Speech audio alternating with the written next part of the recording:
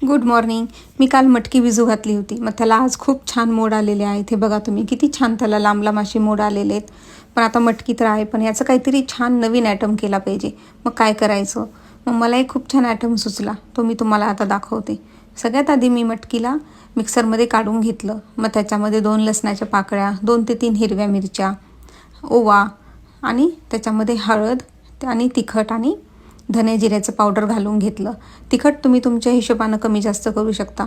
मग याला आता आपल्याला मिक्सरमध्ये वाटून घ्यायचं आहे. थोडंसं ओबडधोबड मटकी ठेवायची, त्याला एकदम बारीक नाही करायचं. मग त्याच्यामध्ये एक उकडलेला बटाटा किसून घातला आणि कोथिंबीर आणि मीठ घालून घेतलं आणि याला असं मस्त छान सगळं मिक्स करून घ्यायचं. मग आता याचे आपल्याला सारणाचे छान गोळे करून घ्यायचे आहेत. हे कटलेट तुम्हाला ज्या शेपमध्ये हवे आहेत त्या शेपमध्ये केले तरी पण चालतात. मग याला मी तव्यावर मस्त दोन्ही साईडनी तेल घालून मस्त क्रिस्पी असे शालो फ्राय करून घेतलेले आहेत. आता हे कटलेट आता आपले तयार झालेत. आता मी टेस्ट करून बघते कसे झालेत ते.